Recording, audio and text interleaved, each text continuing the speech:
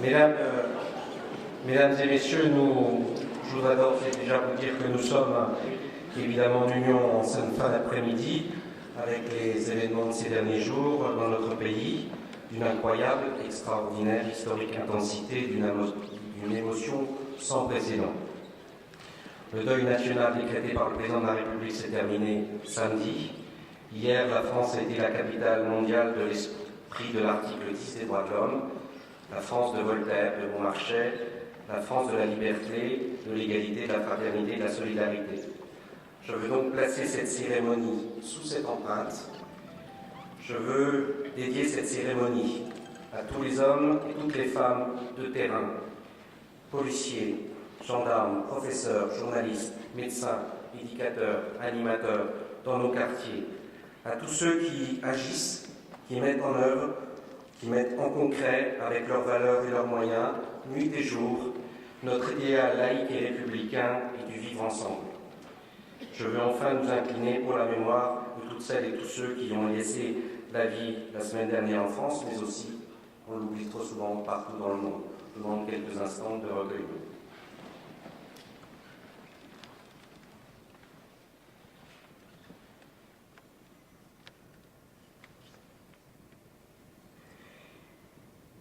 Monsieur le Premier adjoint, Marc Céléran, représentant François Barouin, Monsieur le directeur des territoires, Renaud Laheurte, qui représente Madame la préfète, Mesdames et Messieurs les autorités civiles, militaires, religieuses, à toutes les représentants des communautés, Mesdames et Messieurs les élus, nombreux, qu'ils soient maires, conseillers généraux, conseillers régionaux, conseillers du Grand Troyes, conseillers de la ville de Troyes, Monsieur le parlementaire, cher Gérard, je le cherche, il est derrière moi. Mesdames et Messieurs, les représentants nombreux de toutes les entreprises et de la vie associative de nos territoires, de nos communes, Mesdames et Messieurs les administrateurs de Troyes Habitat, Monsieur le directeur général, cher Philippe, et à travers vous l'ensemble des membres du personnel de Troyes Habitat, Mesdames et Messieurs, chers amis. Les administrateurs ont préparé à mes côtés le 16 décembre dernier, lors du conseil d'administration, l'ensemble des messages que nous souhaitons vous transmettre ce soir. Sans doute, jugerez-vous peut-être un peu décalé vu le contexte de ces derniers jours, mais je choisis de vous les livrer dans leur intégralité car ils traduisent nos convictions et nos orientations. En précisant que Troyes Habitat sera à tous les rendez-vous que la force publique, que les élus feront ces prochains jours, ces prochaines semaines, ces prochains mois pour adapter ou ajuster notre organisation sur le terrain. D'abord, vous dire évidemment que Troyes Habitat est très honoré de vous accueillir ce soir pour cette cérémonie 2015. Nous vous remercions toutes et tous de votre présence, très nombreuse, qui marque sans aucun doute votre attachement à notre entreprise, à son histoire, à ses valeurs, qu'à la réalité qu'elle incarne aujourd'hui, et surtout, sans doute, aux espérances que vous en attendez pour demain. C'est donc évidemment un message de confiance. Mais j'en suis sûr, votre participation en nombre marque aussi dans ces temps difficiles le besoin de nous rassembler, de nous retrouver, de nous reconnaître et sans aucun doute de nous serrer encore un peu plus les coudes. Est-il utile de présenter à nouveau Troyes Habitat, un des premiers bailleurs sociaux de notre agglomération, acteur économique majeur, solide de sa structure budgétaire de plus de 30 millions d'euros, riche de ses 182 salariés, qui a voté le 16 décembre dernier un budget d'investissement pour 2015 de plus de 20 millions d'euros au service de l'économie locale. Est-il utile de présenter à nouveau Troyes Habitat comme acteur majeur du logement aidé, accueillant dans ses 9500 logements près de 65% de personnes seules ou de familles monoparentales aux revenus parmi les plus faibles de l'agglomération? Est-il utile de présenter à nouveau Troyes Habitat comme créateur de liens sociaux ou comme innovateur dans le développement durable? Est-il possible de se projeter à 5 ans, quand les événements de ces derniers jours non stabilisés nous interpellent, ou quand certains d'entre vous peut-être ne savent pas comment ils vont dans quelques mois assumer leur retraite ou leur loyer? Est-il pertinent aujourd'hui pour un bailleur social, outil républicain au service du logement de notre pays, Monsieur le Directeur, d'être critique d'une politique nationale du logement de moins en moins adaptée à nos problématiques de territoire? Est-il enfin nécessaire ce soir, alors que toutes les circonstances s'y prêteraient, de faire une démonstration d'influence qui risquerait d'être perçue uniquement comme une entreprise de promotion au service de nos propres intérêts? Si vous êtes là ce soir, c'est que vous reconnaissez à Trois Habitat ce supplément d'âme qui, depuis 65 ans, au rythme des hommes qui s'y sont investis, au rythme des présidents qui y ont travaillé, des directeurs, qui donnent du sens à notre action quotidienne. En tant que président, depuis 3 ans maintenant, j'en mesure chaque jour, avec l'ensemble du conseil d'administration et l'équipe de direction, l'honneur, mais aussi l'exigence. Si précédemment, en 2013, j'ai voulu m'appuyer sur Henry Ford pour appeler à l'enthousiasme, pour partager en 2014 l'optimisme de Saint-Augustin, j'ai souhaité donner pour 2015 cet emprunt de Paul Valéry qui figure sur notre carte de vœux de tous les actes. Le plus complet est celui de construire, et Marc Stinger, notre évêque, d'ajouter dans la réponse qu'il m'a faite il y a quelques jours, construire des chantiers pour la croissance de l'homme. Avant de revenir, comme le veut la tradition, sur les faits marquants de l'année 2014 de façon très rapide, vous dire quelques mots dans quel contexte Trois Habitat évolue. Dire qu'en 2014, le législateur a été particulièrement prolixe. J'ai cité plusieurs lois, la loi de programmation pour la ville et la cohésion urbaine du 21 février 2014, avec de nouvelles responsabilités au Grand 3, dans le pilotage de la politique de la ville, dans la définition des nouveaux quartiers prioritaires, basés sur des critères de densité de population à faible revenu. La loi Allure, contre la spécialisation sociale des quartiers, la loi Allure ou ce qu'il en reste. Le nouveau programme national de rénovation urbaine, dévoilé en décembre, qui en Champagne-Ardenne devrait pouvoir permettre de rénover 4 nouveaux quartiers, dont celui de Juliette pour 3. Je pourrais évidemment y ajouter plus récemment la loi sur la transition énergétique, qui va encore renforcer les normes de la construction.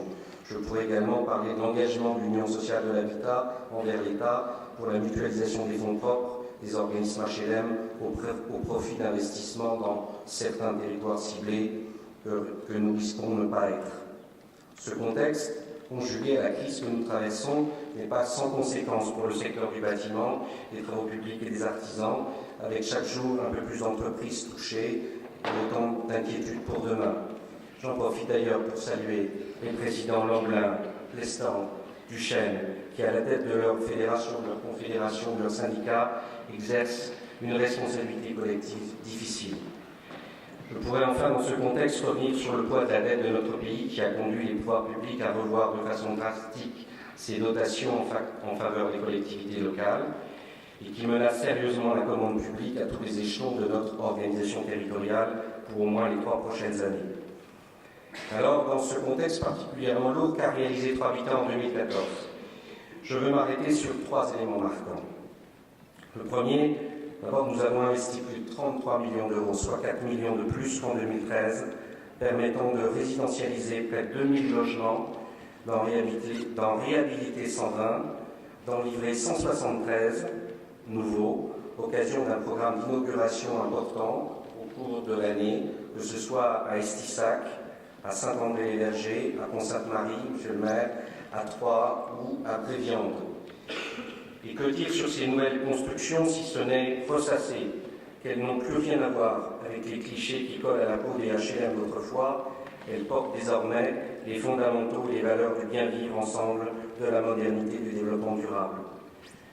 Le deuxième élément de cette année 2014, élément marquant, résulte de la respiration démocratique dans nos communes, avec l'installation de la nouvelle gouvernance qui m'entoure ce soir.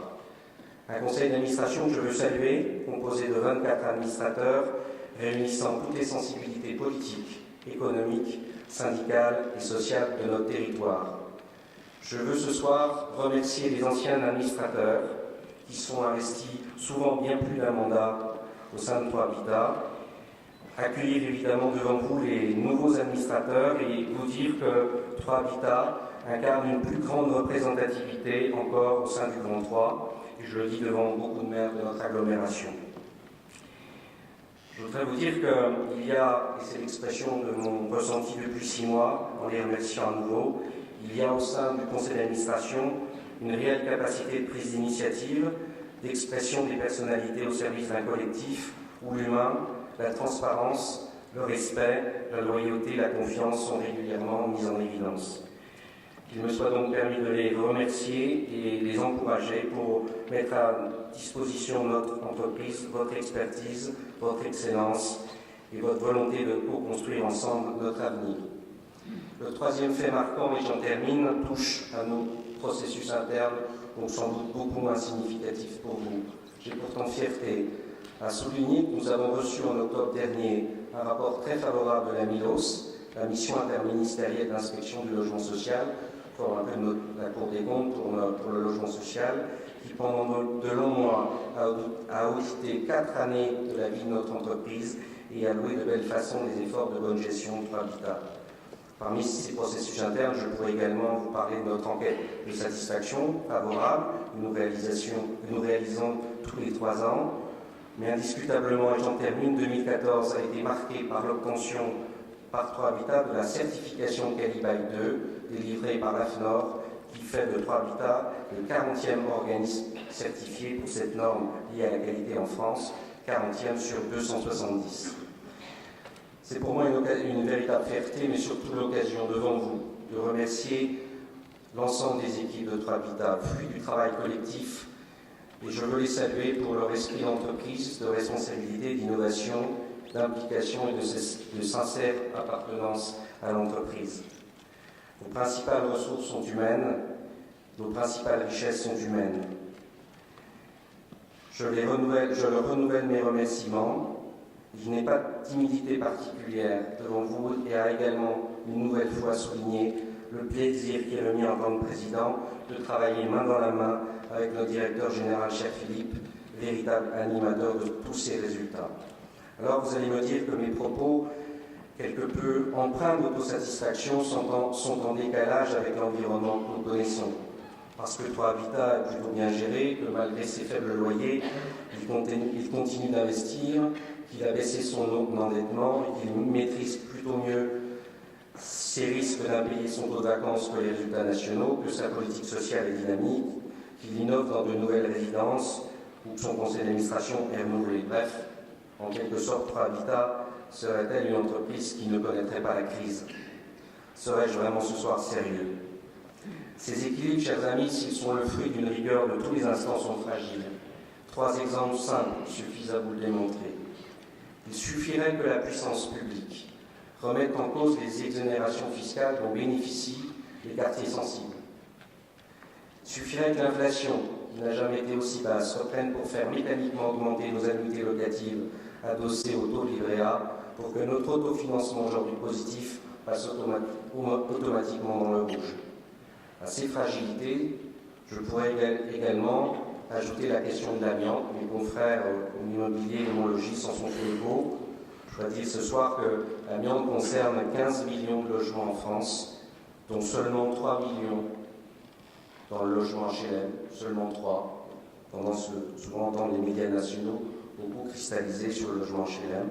15 millions de logements, 3 millions HLM, et elle concerne Prohabitat pour 7150 logements.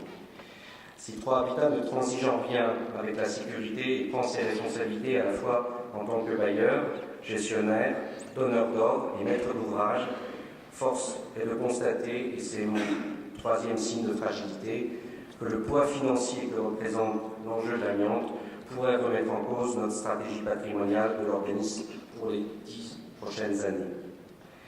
Dans ce contexte, me direz-vous, on se tourne vers l'avenir que nous propose Prohabitat pour 2015. Parmi nos priorités, il importe de poursuivre évidemment nos investissements pour renouveler un patrimoine âgé, et ce, malgré la détente du marché actuel. Ainsi, 153 logements neufs seront livrés en 2015, et j'annonce d'ores et déjà pour le monde économique une livraison prévue de près de 300 logements en 2016. Nous avons besoin de continuer à construire pour diversifier, construire pour moderniser au profit de nouveaux publics, de nouveaux clients, de nouveaux locataires. Nous devons le faire dans l'ensemble des communes de l'agglomération. Nous devons le faire également à Troyes. Et la dernière inauguration rue des Jardins est pour nous le symbole de cette reconquête de l'habitat urbain dans toutes ses dimensions. Nos investissements engagés une nouvelle fois à hauteur de 20 millions, j'ai déjà précisé, seront également consacrés à la rénovation dans le quartier, à la réhabilité de leur immeuble, avec l'engagement des premiers travaux dans le quartier de la Planche Clément. J'ai aperçu beaucoup d'associations qui œuvrent sur le quartier, je les en remercie. Les réflexions évidemment autour du quartier Jules Guesde, dont l'État a annoncé son caractère stratégique national retenu en décembre dernier, tout en indiquant qu'on va poursuivre nos travaux sur les Sénats, les Chartreux, Chantraine, Montpellier et bien d'autres quartiers. Nous allons bien sûr poursuivre nos principales activités locatives. J'en parle très peu, mais je voudrais souligner ce soir, par exemple, la qualité cheville au corps du service aux locataires. Faut-il insister sur le fait que le centre de relations clients reçoit près de 120 000 appels à l'année, que notre commission attribution de logement, Madame la Présidente, chère Amirou, réunie une fois par semaine, a traité 2600 dossiers cette année, soit une évolution de 10%, et que dans le cadre de notre politique de peuplement, soit près de 590 dossiers ont été ajournés en croissance de 30%. Nous maintiendrons notre implication autour de l'emploi d'insertion, au service de l'entretien de notre patrimoine, dimension importante de 3 Habitat, que ce soit dans les emplois aidés ou que ce soit dans les marchés publics d'insertion. L'activité du service technique de proximité sera à nouveau très élevée en 2015. Et voilà, je voulais aussi terminer pour dire que ça passe souvent sous silence. Il y a quelques articles dans la presse locale et je les remercie. Nous avons aussi évidemment pour ambition de conserver l'ensemble de nos activités d'animation auprès de nos locataires dans les quartiers, dans nos communes, que ce soit au moment de la fête des voisins ou en 2015, et je veux le noter pour les élus qui s'y impliquent à l'occasion de notre 25e concours de fleurissement. Mais notre action, et je vais en terminer en me dirigeant encore un peu plus sur l'avenir, mais notre action ne peut s'arrêter à la seule année 2015. Si j'évoquais il y a quelques instants l'installation d'une nouvelle gouvernance, notre responsabilité collective de notre équipe se situe bien devant nous, avec une nécessaire approche prospective à bien plus long terme. En se posant des questions patrimoniales, en se posant des questions qui sont, quand on les regarde bien, assez simples. Peut-on encore construire? Où faut-il construire? Comment construire? Que construire? Pour qui construire? Faut-il plus réhabiliter que construire? Et tout cela en tenant compte des contraintes financières, économiques, environnementales et réglementaires que vous connaissez. Vous êtes pour la plupart dirigeants d'entreprise et vous savez très bien que les allocations de ressources sont une stratégie de réhabilitation et de développement, ne sont pas du tout de même nature et de même impact. Mais je voudrais ajouter une dimension supplémentaire.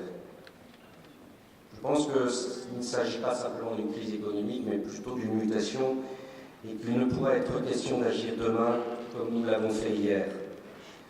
Il paraîtrait un peu illusoire, même si Didier Duchesne présent se bat tous les jours pour ça, d'attendre quelques mesures de relance pour reprendre nos activités comme avant. Chaque jour, nous mesurons combien notre modèle économique est à rénover, voire à refonder. Petite démonstration simple. Quand vos fonds propres ont, depuis 10 ans, été mobilisés dans des chantiers sans précédent, principalement autour de la rénovation urbaine où 3 Habitat sur 3 quartiers a énormément investi, résidentialisé, déconstruit, reconstruit sous l'impulsion de François Baroin. Quand les coûts de la construction ont parallèlement augmenté de 85% en 10 ans. Quand la ressource publique dans les 5 prochaines années est en forte diminution. Quand les loyers déjà encadrés ne constituent plus un levier possible à actionner tant sont faibles les capacités financières de nos locataires. Outre le fait que ces questions touchent également l'ensemble des entreprises que vous représentez ou des collectivités que vous représentez, et que de façon systémique, elles induisent de profondes mutations dans tous nos métiers, vous comprendrez aisément qu'à l'horizon 2017-2020, 3 Habitat devra être en capacité de se réinterroger sur son modèle économique et social. Ces éléments de stratégie patrimoniale sont-ils suffisants? Nécessairement non.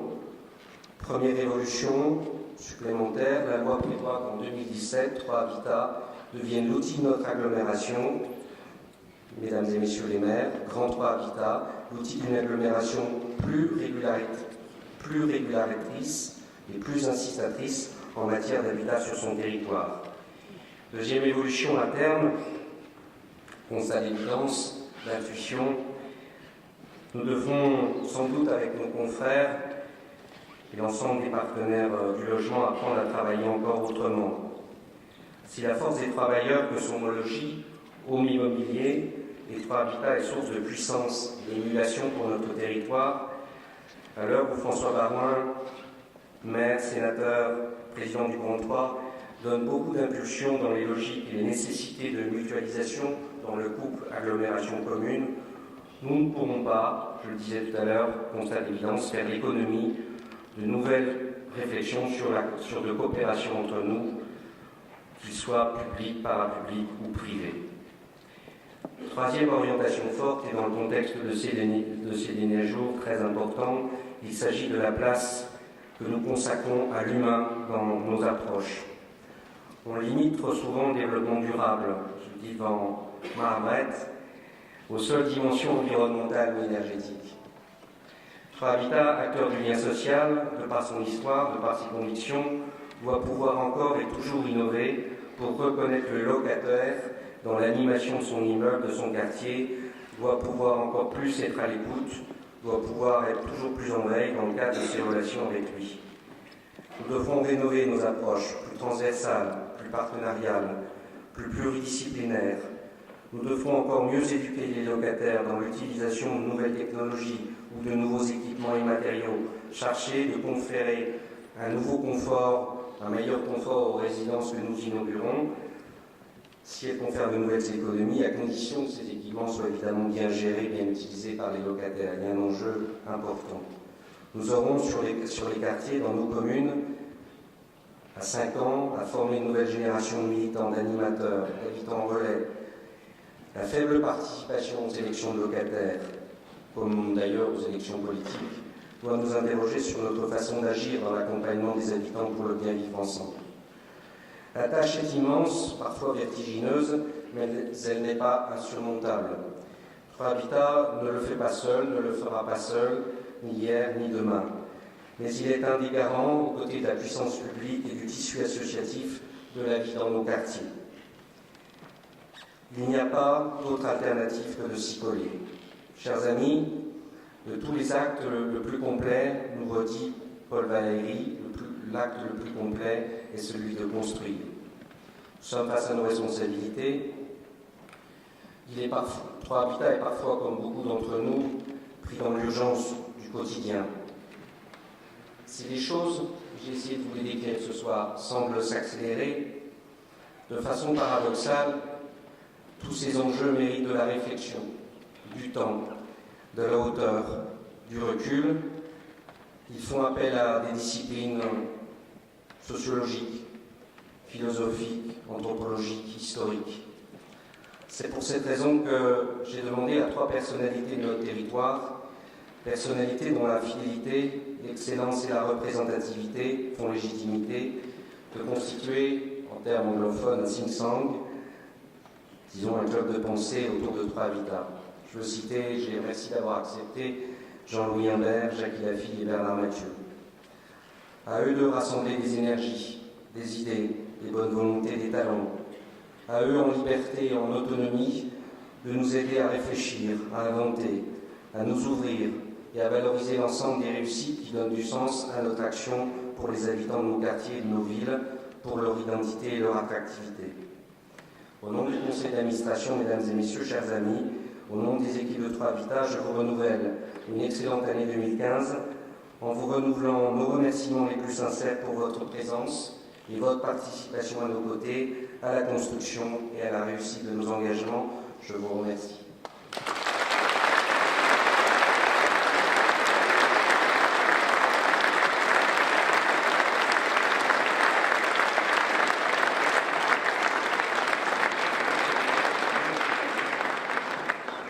Je me permets de donner la parole à Marc Sévéran, qui représente François Baroin, retenu sur Paris.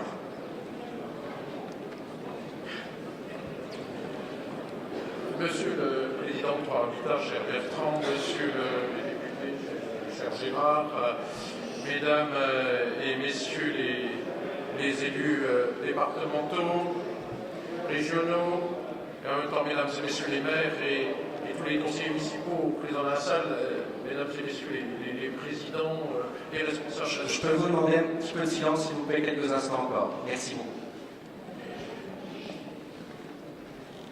Je suis très heureux ici de représenter François Baroin, déjà pour vous présenter ses excuses. Vous connaissez son attachement au vœu de 3 habitats. Malheureusement, évidemment, en fonction des circonstances que vous connaissez, il est sur la route entre Paris et Troyes. Et en tout cas, il m'a chargé de vous adresser à la fois un message de félicitations pour tout ce que représente 3 habitats. Monsieur le Président, vous transmettez évidemment à toute votre équipe. Et puis un message de soutien par rapport à tous ceux qui font vivre 3 habitats au quotidien. Bien sûr, je reviendrai en quelques mots par rapport à la mobilisation extraordinaire que nous avons vécue hier, dimanche, avec 25 000, voire 30 000 personnes selon les autorités de la police, qui ont été présentes hier, dimanche, sur le centre-ville de Troyes, avec la présence de tous les élus, les maires de l'agglomération. Et c'est vrai que cet élan républicain, sans précédent, montre très bien quelles urgences nous avons à faire face et quelles attentes viennent de notre population et de nos citoyens par rapport à la situation actuelle. Et je voudrais dire que ce rassemblement exceptionnel envoie un triple message. Premier message déjà aux terroristes fondamentalistes, en leur disant mais toute la nation est levée pour s'opposer à vos actions et dire que votre idéologie est mortifère et extrêmement dangereuse pour notre société et en même temps pour le monde entier. Deuxième message, bien sûr, à ceux qui nous gouvernent, en leur disant, bien, la population tout entière, nous attendons ici des mesures et en même temps, dans l'unité nationale, des propositions qui seront faites en effet pour restaurer la confiance. Et enfin, aussi, le troisième message s'adresse aux acteurs du vivre ensemble. Et les acteurs du vivre ensemble, c'est bien sûr les bailleurs sociaux qui les représentent. Et je voudrais saluer évidemment à travers tous ceux qui représentent 3 habitats à l'heure actuelle, eh bien, l'extraordinaire volonté d'établir ce lien social qui nous unit, ce lien également républicain, qui sera le ciment et qui est le ciment de notre société et notre volonté de le défendre. En tout cas, par rapport au discours à la fois empreint de solennité et en même temps empreint d'un rare humanisme de Bertrand Chevalier, je voudrais dire tout simplement en quelques mots, c'est vrai que par rapport au bilan qu'il a présenté de l'année 2014, par rapport aux perspectives qu'il a tracées sur 2015 et sur les autres années, eh bien, je voudrais tout simplement féliciter évidemment le conseil d'administration de 3 habitats, tous ceux qui font vivre 3 habitats par leur réalisation, les centaines et les centaines de logements, à la fois construits, rénovés, réhabilités dans tous les quartiers. Et cette action sans cesse renouvelée au service du meilleur logement, au service en même temps de l'innovation technologique et au service en même temps du développement durable. C'est quelque chose de particulièrement important et je voudrais dire qu'au-delà, bien sûr, ça sera la deuxième partie de mon propos, au-delà des perspectives économiques et financières qui sont assez inquiétantes, Bertrand Chevalier en a parlé, mais à la fois la baisse des dotations de l'État pour les bailleurs sociaux, la baisse des dotations de l'État pour les collectivités. Vous savez que sur quelques années, ça va être à peu près 28 milliards d'euros d'économies à faire pour les collectivités. C'est quelque chose de très inquiétant, très lourd, et en même temps qui va peser lourdement sur la construction, évidemment, des logements sociaux, qui va peser lourdement sur l'activité du bâtiment et des travaux publics, et qui va peser lourdement également sur les investissements nécessaires de toutes les collectivités. Alors, je ne vais pas m'appesantir là-dessus, mais il faut savoir que toutes ces mesures d'économie, nous devrons les gérer, et François Baroin déjà a dressé une sorte de plan d'action qui va permettre d'affronter ces difficultés, qui ne va pas les effacer, qui ne va pas les gommer, mais qui va essayer d'en atténuer les effets. En particulier au niveau des collectivités, un plan d'économie sera fait de fonctionnement sur les budgets des collectivités. Et en même temps, tous les efforts seront faits pour limiter l'effet sur l'investissement. Car l'investissement, c'est le soutien aux entreprises, car l'investissement, c'est le soutien à l'économie, c'est le soutien à tous ceux qui veulent aussi voir l'amélioration de leur habitat. Et à ce titre, un effort de mutualisation entre les différentes collectivités, entre la ville de Troyes, entre toutes les communes du Grand Troyes, serait effectué pour permettre de dégager des marges de manœuvre financières permettant toujours d'assurer l'investissement. C'est quelque chose de particulièrement important et en même temps, à travers l'évolution de Troyes Habitat que Bertrand Chevalier a souligné à partir de 2017, eh bien, c'est une volonté de mieux travailler ensemble et de mutualiser nos efforts. Et je terminerai là-dessus pour vous dire, par rapport à tous les projets de Troyes Habitat, à tout ce que vous attendez de ce bailleur social exceptionnel, eh bien, je voudrais vous dire qu'il y a un message à la fois de détermination. Le rassemblement d'hier a été un formidable message montrant que l'unité de la nation pouvait être un formidable outil de mieux vivre ensemble, un formidable outil aussi pour fédérer les énergies, pour fédérer l'esprit d'initiative, l'esprit d'innovation au service d'un idéal, mais aussi au service aussi des réalisations concrètes. Alors, meilleurs vœux à tous, meilleurs vœux pour Troyes Habitat, ses investissements, et puis un grand merci à tous ceux qui font vivre Troyes Habitat au quotidien.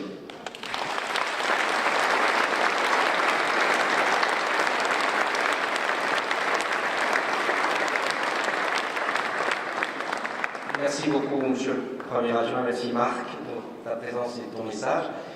Message de confiance, message d'espérance, message d'enthousiasme. Beaucoup me l'ont dit en entrant dans cette salle.